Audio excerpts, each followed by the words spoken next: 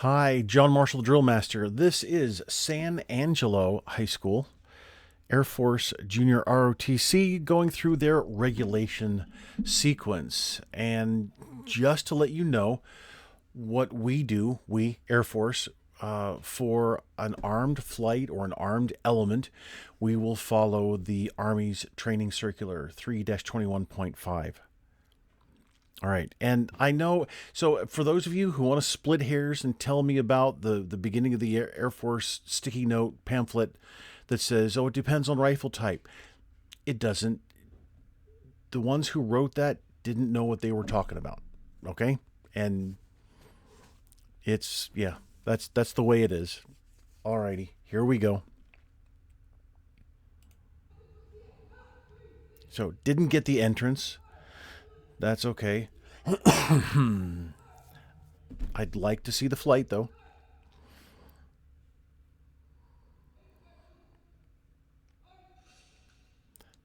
So that let's see.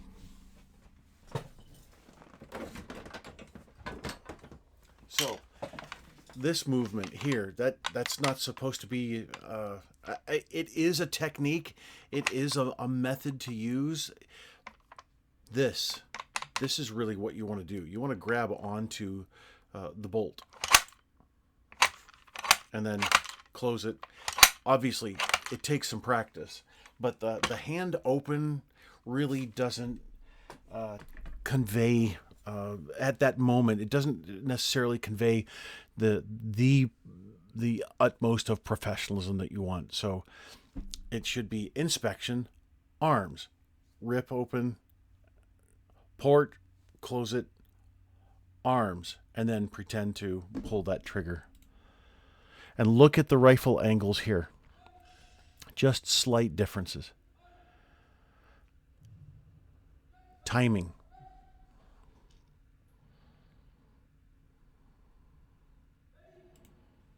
Hand here. Good, Commander. You've got your arm pretty close to horizontal. Nice job.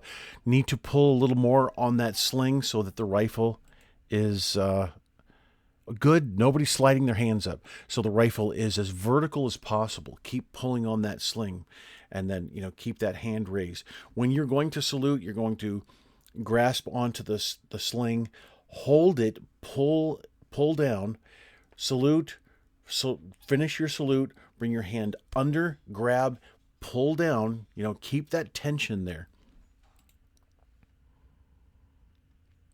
So, young lady right here with her arm, that's a big window. So a window is the space that the elbow creates. So Air Force, we have our hand covering covering our butt. Even this cadet here. So this is what your arm is supposed to look like from the side. It should be your hand is, your arm is fully extended. Now, when I say fully extended, I don't mean straight, okay? Fully extended in the context of bringing your the back of your hand to touch your backside. All right? This is the top of your backside. This is the top of your backside. This is your backside. So the second element, second rank here, this cadet right here, doing well. However, what you don't want to do is tuck your hand into the curve of your buttocks there. All right. You just want your hand flat and straight, just like that. That's perfect right there.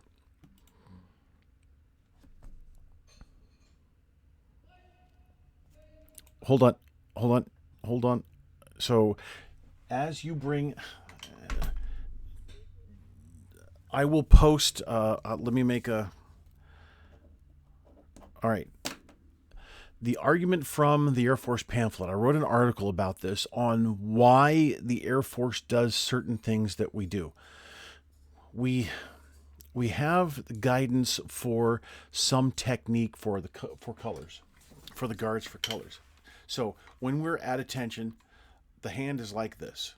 When we're at parade rest, the hand is like this. It's the same thing.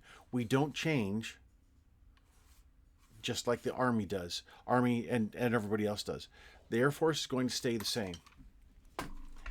We do that out of tradition, keeping the Air Force technique. That's been an Air Force technique for many, many, many years. So, and I understand that the guidance isn't complete in the Air Force drill and ceremonies manual, but most everybody is doing that, taking that hand position and carrying it forward to parade rest, and that's good. However, it looks like she's wrapping, and maybe she is. I'm not exactly sure. It kind of looks like it based on the wrist and the angle there. So whatever you do, my suggestion is don't wrap the hand at parade rest. Now, for those of you who want to argue, fine, go ahead and argue. I'll not necessarily argue back. If you all want to wrap your hands, then wrap them. If you're going to follow we're going to follow the Army training circular, but we're going to use Air Force techniques. I understand that can be a little confusing. When going to shoulder, all of the hand is going to be closed, whereas the Army is going to have the split here and then the donut here. But Air Force is going to close everything. Those are the two main techniques that differentiate the Air Force from the other services. And that's really the only thing. We follow everything else that the training circular has to offer.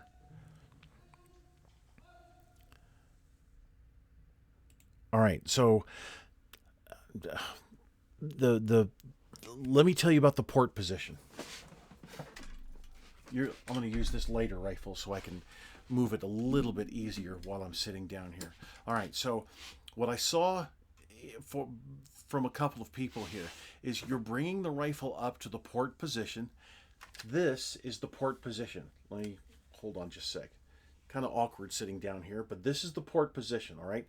This is the first position you're going to go to for the 15 count. You're going to go to here, and then you're going to drop your hand all the way down to the butt, but you're going to leave the rifle in the port position. This is port arms, this is the port position, and this is the port position. But the rifle doesn't change position. However, when you're bringing the rifle up, you're going to meet the rifle at the port position with the left hand here. Okay, so what you don't want to do, which is what I saw in the flight by at least one, if not two of the cadets, some of you brought the rifle up to about here and then lifted the rifle up with the left hand to bring it to the port position while you dropped the right hand, not necessarily to the smallest stock, but then dropped the right hand down. So you didn't meet the rifle at the port position, you just brought it up to grab it with the left and then bring it the rest of the way up. That's not the technique. You have to meet that rifle. I don't want to belabor the point here, but let me, too late. I'll just watch 15 count. So the command is, and I know it sounds kind of weird. You said manual arms. I get that. I understand that. But the command is 15 count manual arms. All right. Long preparatory command there, and then that short command of execution. But 15 count manual arms.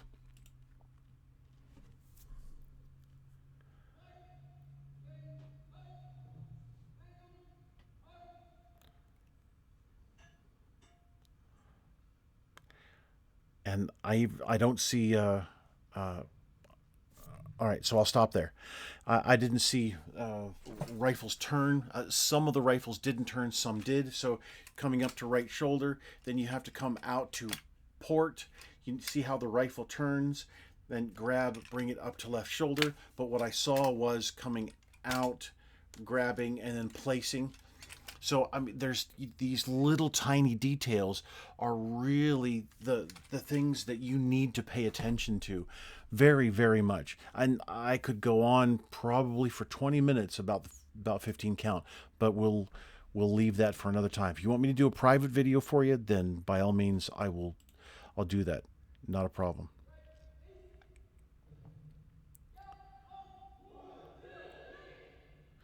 me see that again. Rifles, some of the rifles aren't being rocked back, so she doesn't have her rifle rocked back. The rifle needs to be rocked back, and what I mean by rocked back is the for the butt, the rifle's going to be, when you plant the rifle squarely on the marching surface, it's going to angle forward a bit at the barrel. But when you properly, there, you can see it. So let's say my hand is the marching surface here. When you properly place the rifle down, you're going to rock it back so that it's only on the heel of the butt, and so that your thumb is along the seam of the trouser leg. That's order. This is not order. That's not rocked back. It's just letting the rifle rest squarely on the butt. Good lift and drop. That was good. But so barely any head movement from the element leaders. So on count off and column formation, the reason why you're not just yelling your number out, if this was a normal formation and you're calling out count off for the reason of changing intervals, something like that, then this is the number you need to know. The number you need to know that's in front of you. You need to know your number, so you need to know what number is the individual in front of you calling out. And you can't tell if somebody is just in front of you and you see nothing but a head and you hear numbers. Well, they're coming closer, but I can't tell exactly if you're calling that number. That's why we turn our head in column formation. It's 1. Oh, you called out 1. Obviously, I'm going to be 2, so yeah, get it. It's not that big of a deal with just the 3 ranks here. Understood. But the concept is to turn the head so it's an indication of I'm calling out this number, and the number happens to be, now you're going to call out the next number. You're going to let whoever's behind you know what your number is. That's the whole purpose. When we're in line formation, the command is count off, because we're looking for the number to be called, and we call the number by signaling. We're looking for the number, then we call out our number. That signals the person to the left to call out the next number. It's an indication, a signal for calling the numbers. So everybody has to turn their head. Okay, so it's even steps inward, 2 and 4 steps. They're not side steps, the normal side steps that we take for the Air Force, which is 12 inches. They have to be metered, adjusted to, when you finish here, you need to be at close interval. And you're not at close interval, you're much closer. So if you're going to take a 12-inch side step and then a 2-inch side step, obviously that's not metered. That's not adjusted to the space you need to move. So you need to adjust, maybe take 2 8-inch steps, maybe take 2 7.5-inch steps. Whatever it is for the middle element, then they're coming over. Then the first element, then they're coming over 4 steps. It's going to be metered steps. And then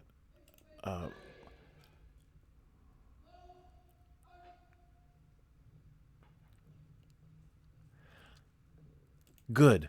So usually you're going to take, Commander, you're going to take half steps forward or backward or whatever is the case. But here, since they're metered steps, you need to maintain that 3-step distance. You did really well there. Not bad at all.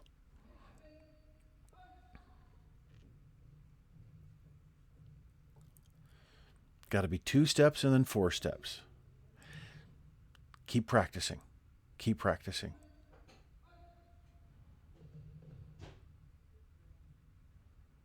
So as soon as you... Oh, you're not...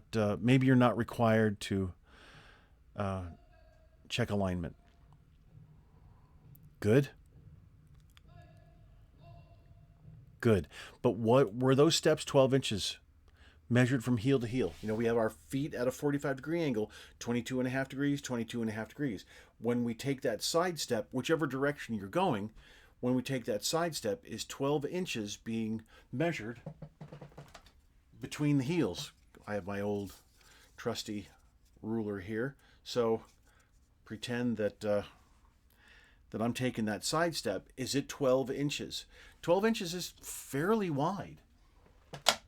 Not as wide as the other services that take 15, but still, it is significant. It's not just a couple of inches. You need to take that 12-inch step. Timing, timing, timing. Stop looking at the floor. You cannot look at the floor. You've got to look straight ahead, whether it's an individual's. See, you're not here. Your head is not in the game. The cadet here at the corner, you're late and just not thinking of what needs to be going on here. So that's not a 12-inch step, and then Commander, you're not taking that 12-inch step. That was the facing movements seemed to be pretty well executed. Horizontal arms, elbows tucked. Good step off, Commander.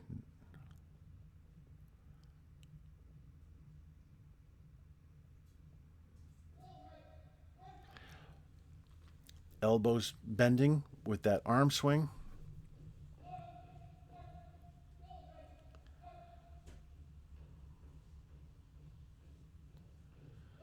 I see. This is good. I see.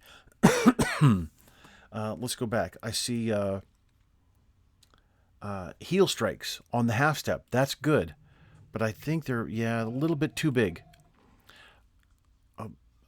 I'm just going to take a wild guess that the third element leader might have a size 11 shoe, maybe, which would probably, it's probably close to mine.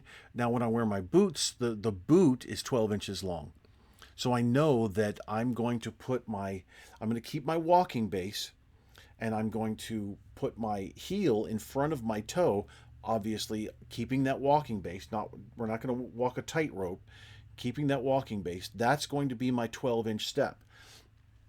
So that's, as a judge, that's what I'm looking for. I'm looking for the tallest individual in the flight, and because most likely they're fairly, the footwear at least is probably close to 12 inches. So I'm looking for the spacing between the shoes, and then if anybody else is keeping that dress cover interval and distance.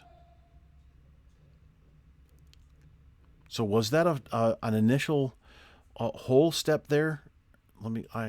Sorry, I know, I really don't want to.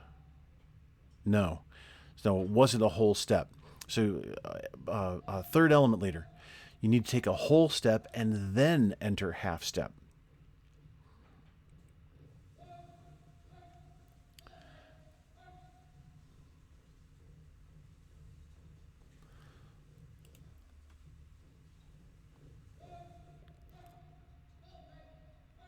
One. Okay, good. Good. I thought I saw multiple pivots there from the element leaders, but that was good. It was a pivot, and then the steps in between, and then another pivot. That was good. So not bad on the flanks either. It looks like kind of a muddy feet there. Timing. Oh, all right. So our cadet in the middle here, either turning late, or what's most likely happening is you're not keeping your walking base, and then everybody's not keeping that 24-inch distance between heels as you're flanking, then regaining that walking base, and then another 24-inch step. So the end step looked like it was very different.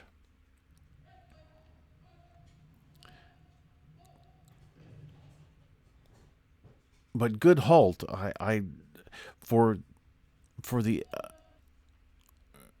we've got some alignment issues, but really that's better than I expected after the two flanks.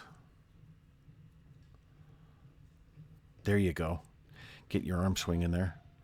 So, okay, now that we're a little closer, I can see some toe strikes. And that's what you're doing, second element leader. You're toe striking. Don't toe strike. It's got to be a heel strike. The half step is just half of a full step. Our full step is always going to be heel strike. Heel's going to strike first, roll onto the toe, etc. So the half step is just half of that. Same technique.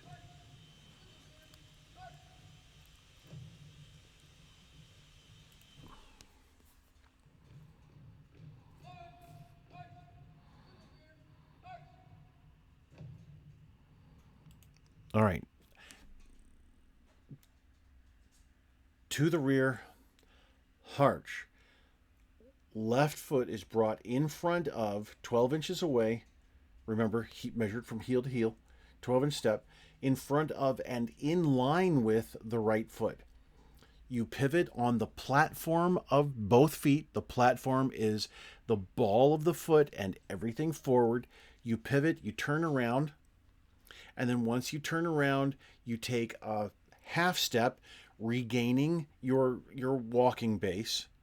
All right, what you did, I think you brought your feet together and then stepped off. So it's a half step, and then it's a full step. The half step after the turn doesn't need to be there. Air Force screwed up in doing that really big time, because you have momentum already and you're stifling the momentum for that first half step after and then taking that full step. But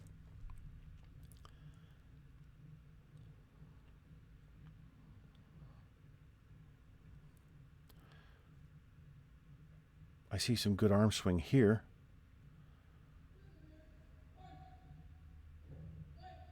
Yeah, it looks like you're bringing your feet together. Kind of like a change step type of movement.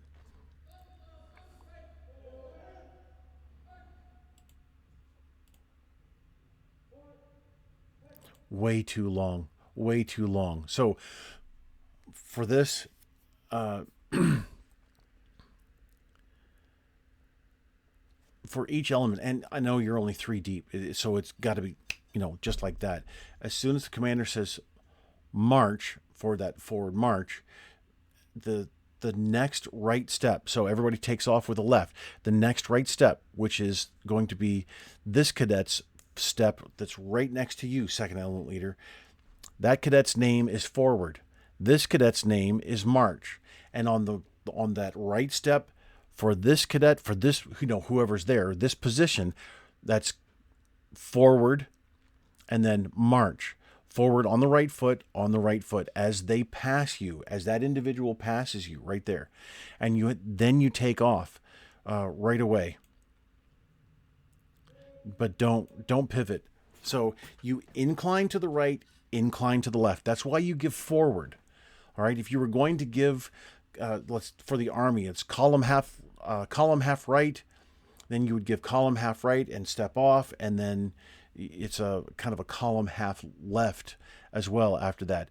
The Marine Corps, Navy, and Coast Guard, they're going to call column half right, column half left to tell the squad what's coming up. We just say forward, and you guide. Sorry, that's an old habit, and I'm sure everybody does it. But you incline to the right, incline to the left as you move forward. You just follow your element leader. So no pivots at all.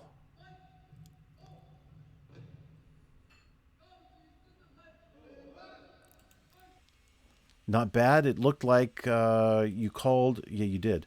You called over the right shoulder, though.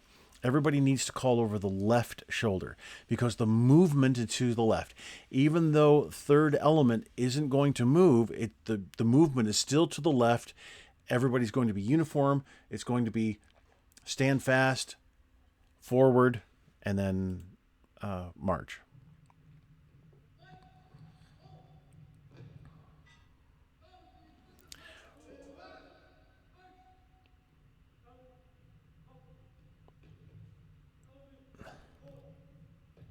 Not bad. That was really quite good. Now the alignment probably isn't there exactly, which is why I hate doing that. I really wish the Air Force would use the Army technique of marching up, mark time, and then halting. But anyway, that was pretty good. I was going to mention about angles. So we're at port here, and we have some different angles here. So you've got to face the flight, Commander. Every single time you halt, you face the flight. So as you face the flight, let's say that you're my flight, I'm facing you. I'm going to give column. So I'm at sling arms. Column left, march. I'm going to take that. It's just like stepping off, only I'm going to face in march to the left and immediately mark time. Okay, so I face in march to the left. I'm marking time. Here comes my flight. As the position comes up to me, the center of the flight, then I'm going to step off again or flank off again, face in march. But this time I step off instead of marking time. So don't face away from your flight as they march up and you're trying to guess or gauge where you're supposed to step off and be centered as you march. It's going to be much easier if you face everybody and see you're kind of moving forward a little bit, and then you're marching forward.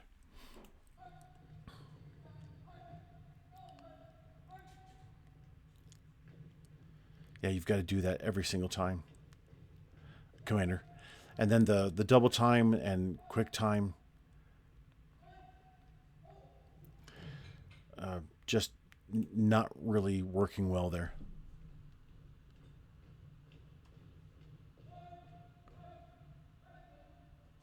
Good, you called it on the right foot. That was good.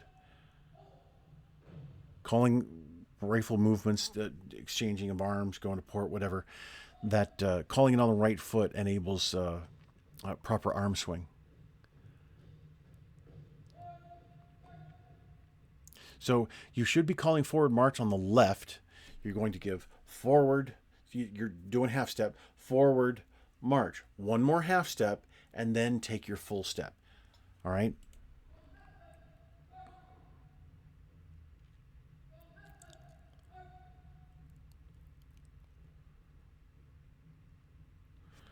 Remember to stay centered and 3 steps away.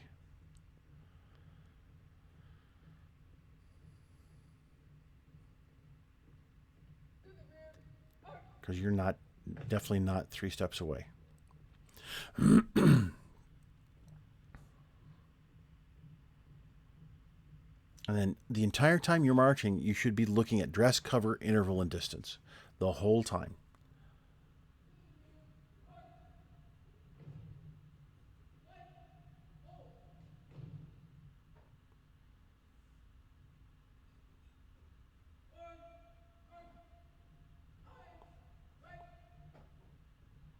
Nice.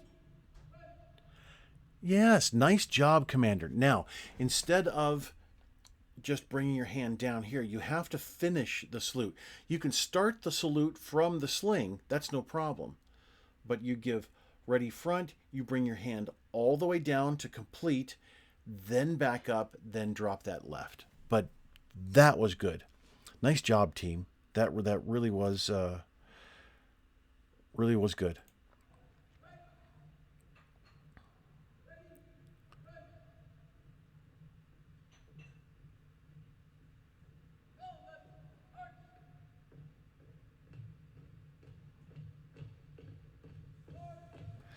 And see, with the toe strike, it's really easy to slam your foot into the marching surface. So I noticed grips while everybody was marching by. So let me show you here. All right, so this is the Army's grip. Here's the butt of the rifle. This is the heel. So on the heel, everybody splits the heel. All right. The Air Force just closes the fingers. We still split the heel, but you're going to close those fingers and then put the thumb into the curve or the curl of the finger there. That's the Air Force technique. All right. So this is the Army technique. We split, but you open the fingers and you have a donut here. And then the Marine Corps is just going to have the split and then tuck the thumb. That's it. So if you you can adjust your grip a little bit here and there, whether your fingers are a little more wrapped around or less, whatever. But the thumb is still going to be in the curl, and then you're going to, if you're following the Air Force technique, you're going to close all the fingers so that it has a pretty much like a solid fist. All right.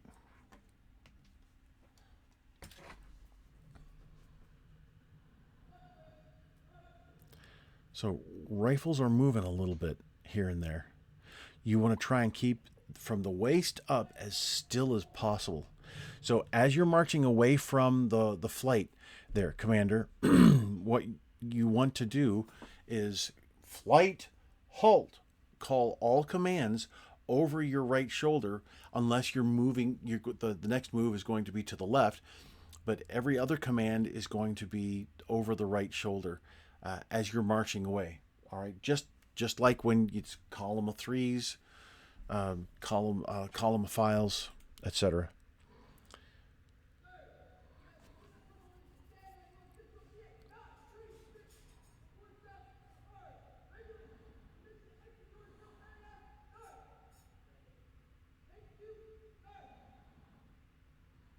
So remember, Commander, finish that salute, then bring it up.